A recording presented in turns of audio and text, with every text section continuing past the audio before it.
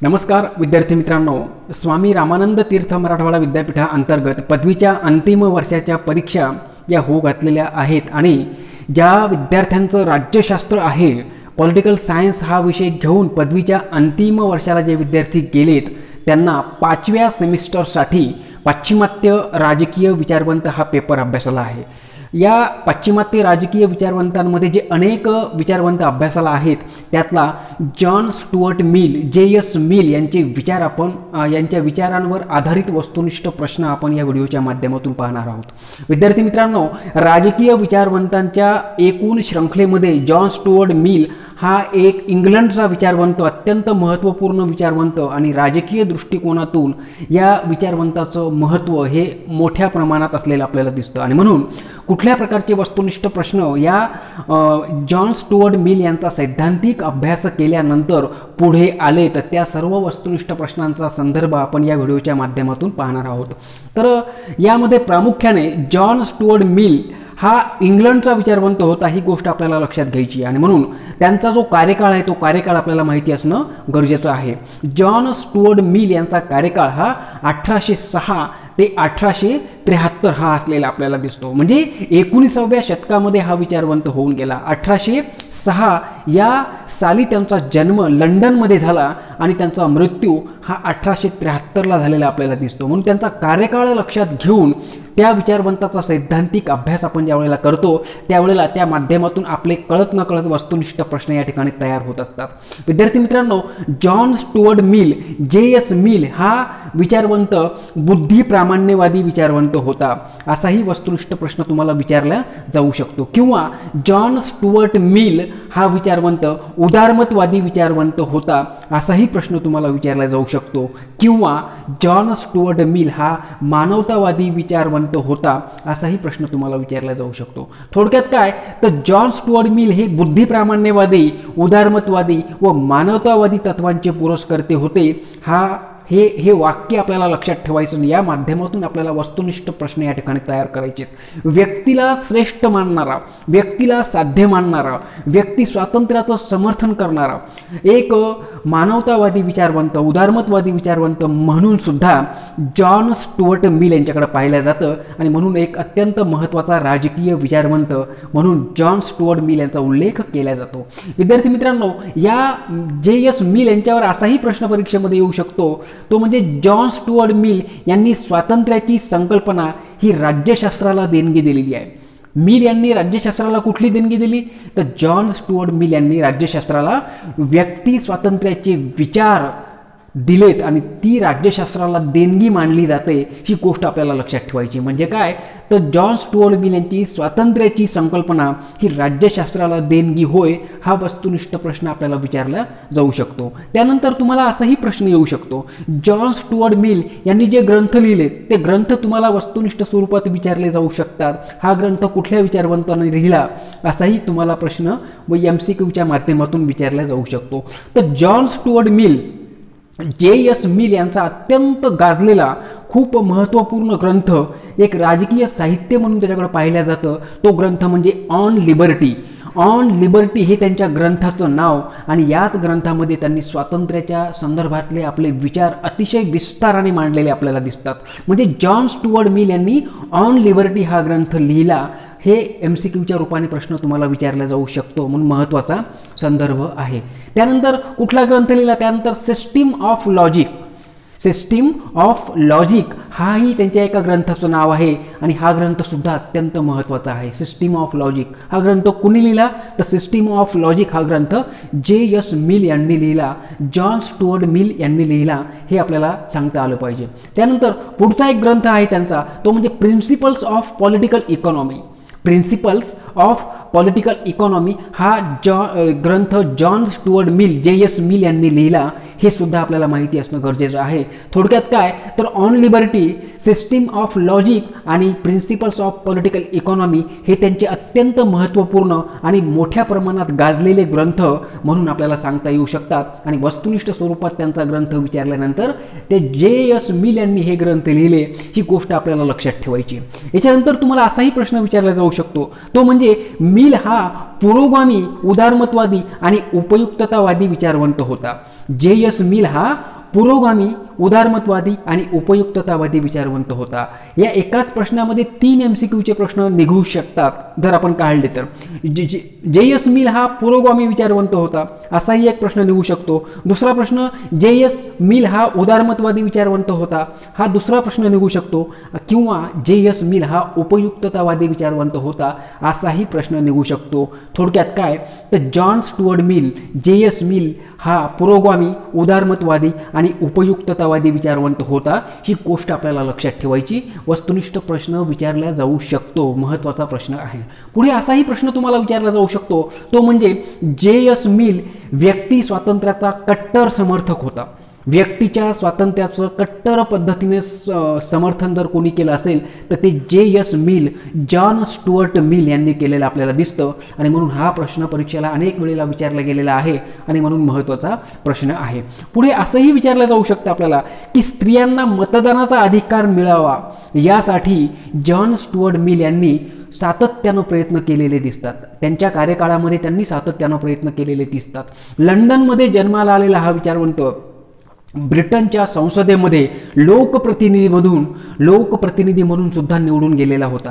म्हणजे 1865ला संसदेचा सदस्य म्हणून ब्रिटनमध्ये या जॉन स्टुअर्ट मिल यांनी काम केलं, लोकप्रतिनिधी म्हणून काम केलं. आणि ते काम करत असताना तेथील स्त्रियांना, ब्रिटनमधील स्त्रियांना मतदानाचा अधिकार मिळाला पाहिजे या संदर्भात पाठपुरावा करण्याचं काम सुद्धा J.S. मिल यांनी केलं. म्हणून स्त्रियांना मतदानाचा अधिकार मिळावा साठी प्रयत्न करणारा, संसदेमध्ये प्रयत्न करणारा एक प्रमुख विचारवंत म्हणून जॉन स्टुअर्ट मिल यांचा उल्लेख केला जातो. हाही MCQचा प्रश्न विचारला जाऊ शकतो. त्यानंतर जॉन स्टुअर्ट मिल यांनी आपल्या उपयुक्ततावाद या ग्रंथात, त्यांचा एक ग्रंथ सुद्धा आहे उपयुक्ततावाद या नावाचा, त्यांनी या ग्रंथामध्ये उपयोगितावादाचे सविस्तर विश्लेषण केलेले आपल्याला दिसते. त्यांनी जॉन स्टुअर्ट मिल यांनी आपल्या उपयुक्ततावाद या ग्रंथात उपयोगितावादाचे सविस्तर, अतिशय विस्तारपूर्ण विश्लेषण केलेले आपल्याला दिसते.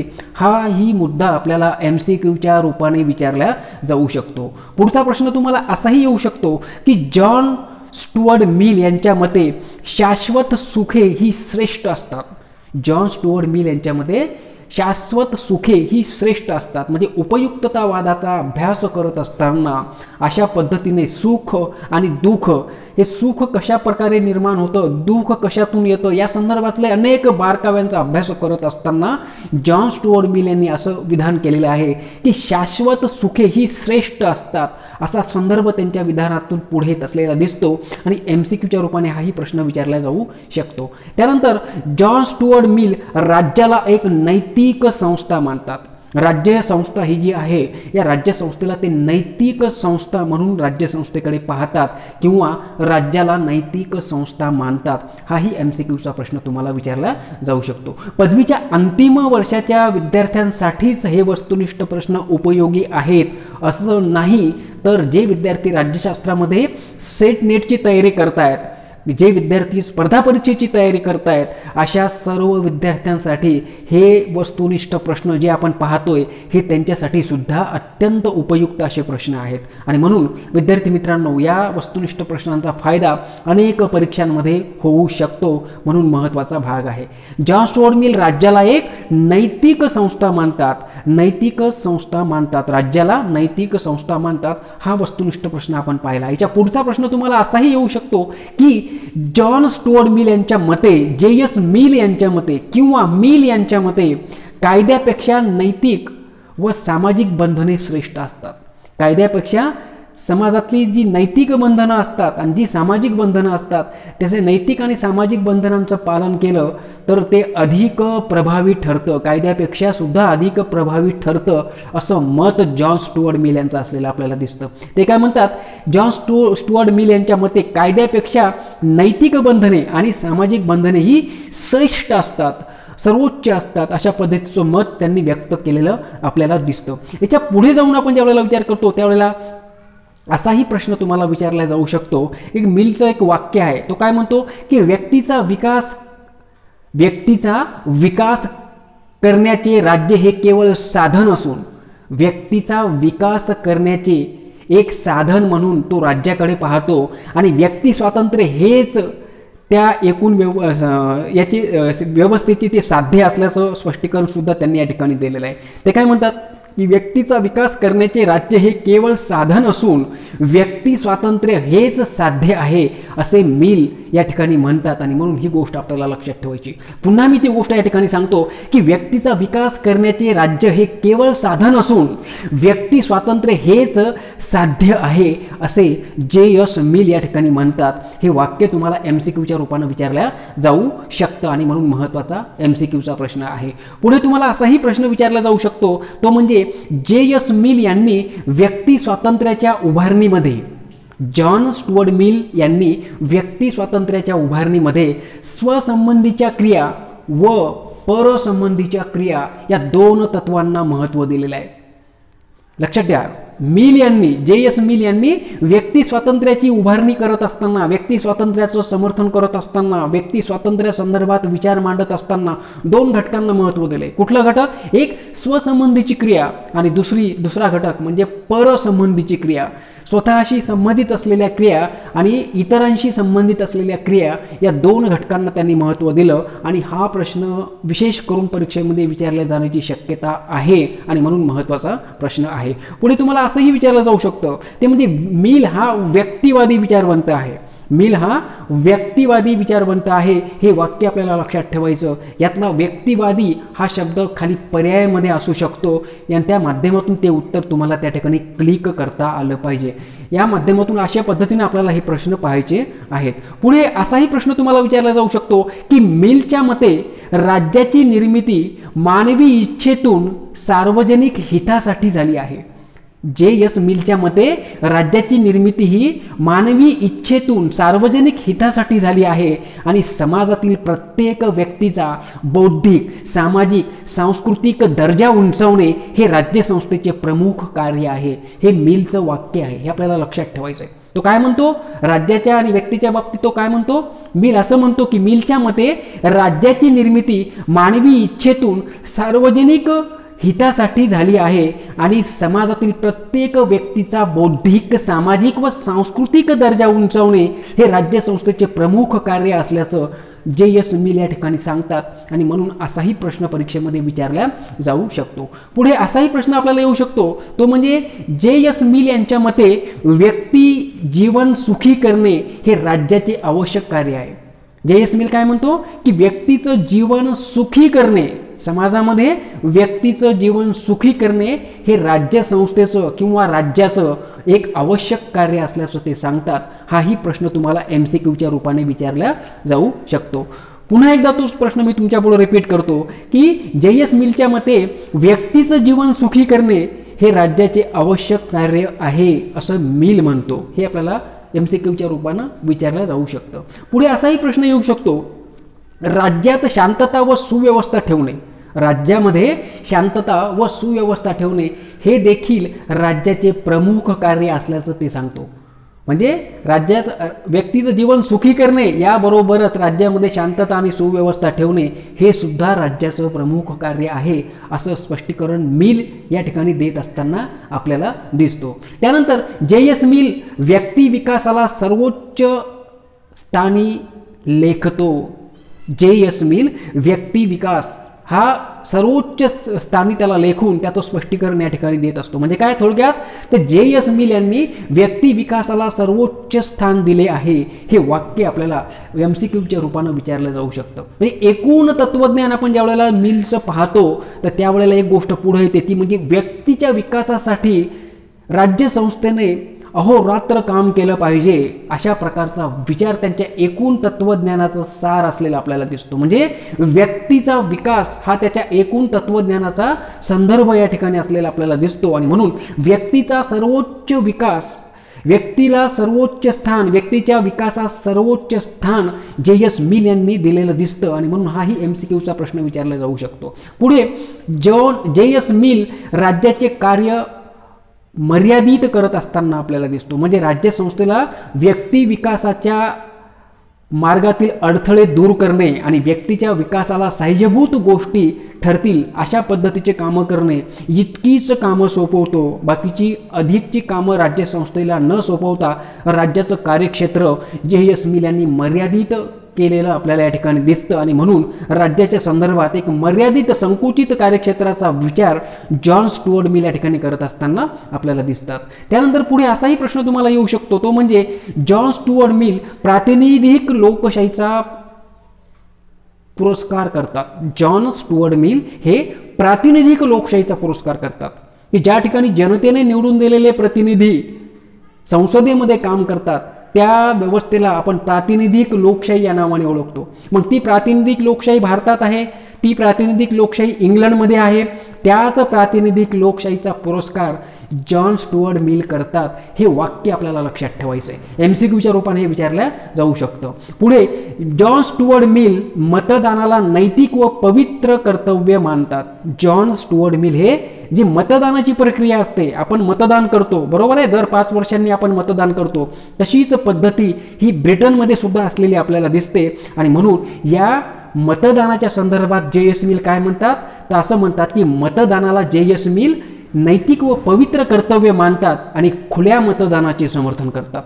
आपल्या भारतामध्ये गुप्त मतदान पद्धती आहेत, म्हणजे एखाद्या व्यक्तीनं केलेलं मतदान कुठल्या पक्षाला केलं हे कळत नाही, परंतु JS मिल असं म्हणतात की मतदान हे एक नैतिक आणि पवित्र कर्तव्य आहे आणि ते खुल्या मतदानाचे समर्थन करतात. गुप्त मतदान नसावं, तर मतदान हे खुलं असावं, कोणाला मतदान केलं हे स्पष्टपणे दिसलं पाहिजे. या खुल्या मतदान पद्धतीचा पुरस्कार किंवा खुल्या मतदान पद्धतीचं समर्थन जॉन स्टुअर्ट मिल या ठिकाणी करतात.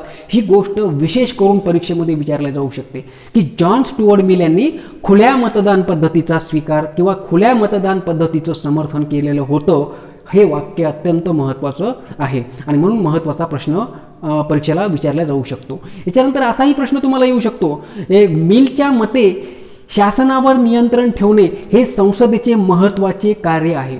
मिलच्या मते शासनावर नियंत्रण ठेवणे हे संसदेचे महत्त्वाचे कार्य आहे असं मिल म्हणतो. शासनावर नियंत्रण ठेवणे हे संसदेचे महत्त्वाचे कार्य आहे असं मिल म्हणतो. हाही MCQचा प्रश्न तुम्हाला विचारला जाऊ शकतो. या पुढे ज्यावेळेला जातो त्यावेळेला आपल्याला असं दिसतं की मिलच्या मते संसद सदस्यांना वेतन व भत्ते दिले जाऊ नये असं मत जॉन स्टुअर्ट मिल यांनी मांडलेलं आहे. स्वतः संसदेमध्ये संसद सदस्य म्हणून त्यांनी काम केलंय. ब्रिटनच्या संसदेमध्ये संसद सदस्य म्हणून 1865ला त्यांनी काम केलंय आणि त्यावेळेला त्यांनी मत व्यक्त केलेलं होतं की या संसद सदस्यांना कुठलंही वेतन असता कामा नये, कुठलेही वेतन भत्ते असता कामा नये असं मत जॉन स्टुअर्ट मिल यांनी मांडलं होतं. आणि हाही प्रश्न वस्तुनिष्ठ पद्धतीने तुम्हाला विचारला जाऊ शकतो. याच्याही पुढे आपण ज्या वेळेला जातो त्यावेळेला आपल्याला असं दिसतं की मिल मतदानाचा अधिकार केवळ साक्षर लोकांना देतो, ज्यांच्याकडे शिक्षण आहे, जी व्यक्ती शिक्षित आहे, ज्या व्यक्तीकडे खाजगी संपत्ती आहे आणि जी व्यक्ती नियमित कर भरते, अशाच व्यक्तींना जॉन स्टुअर्ट मिल मतदान करण्याचा अधिकार देतो. ही गोष्ट आपल्याला लक्षात ठेवायची. म्हणजे जॉन स्टुअर्ट मिल यांनी सर्वांना मतदानाचा अधिकार असावा या गोष्टीचं समर्थन करत असताना या अशा पद्धतीच्या मर्यादा या ठिकाणी घालून दिल्यात की तो काय म्हणतो की जी व्यक्ती साक्षर आहे, ज्या व्यक्तीकडे खाजगी संपत्ती आहे आणि जी व्यक्ती नियमित कर भरते, अशाच व्यक्तीला मतदान करण्याचा अधिकार असावा असं मत त्यांनी या ठिकाणी व्यक्त केलेलं आपल्याला दिसतं. आणि याशिवाय शेवटचा प्रश्न तुम्हाला असाही विचारला जाऊ शकतो जॉन स्टुअर्ट मिल यांच्या संदर्भात, तो म्हणजे मिलने बहुमताच्या पद्धतीचा स्वीकार केला आहे. मिलने बहुमताच्या पक्ष पद्धतीचा स्वीकार केलेला आहे. अशा पद्धतीने हे 20 ते 25 प्रश्न मी तुमच्या समोर ठेवले. हे परीक्षेला मिलच्या संदर्भात विचारले जाऊ शकतात. त्यातले बहुतेक प्रश्न अत्यंत महत्त्वाचे आहेत आणि म्हणून परीक्षेला जाण्यापूर्वी पदवीच्या अंतिम वर्षाची परीक्षा असो, राज्यशास्त्र विषयाअंतर्गत सेट नेटची परीक्षा असो किंवा अन्य विषयाशी निगडीत तुमच्या स्पर्धा परीक्षा असो, त्यासाठी हा सगळा टॉपिक अत्यंत महत्त्वाचा आहे. MCQच्या रूपाने तुम्हाला ही यातले अधिकतम प्रश्नही विचारले जाऊ शकतात आणि म्हणून परीक्षेला जाण्यापूर्वी जरी तुम्ही हा संदर्भ वाचला तरी मला वाटते बरीच तयारी आपली या ठिकाणी होऊ शकते. परंतु वस्तुनिष्ठ प्रश्न तयार करत असताना अगोदर तुम्ही सैद्धांतिक वाचन करा. ही गोष्ट मला पुन्हा एकदा तुम्हाला या ठिकाणी सांगायची. सैद्धांतिक वाचन केल्यानंतर MCQचे प्रश्न तुम्ही वाचा, म्हणजे ते तुम्हाला अजून चांगल्या पद्धतीने कळतील. हीच गोष्ट सरतेशेवटी सांगून आपण पुन्हा पुढल्या व्हिडिओमध्ये नवीन संकल्पनेसह नवीन टॉपिकसह या ठिकाणी भेटणार आहोत. तोपर्यंत धन्यवाद आणि नमस्कार.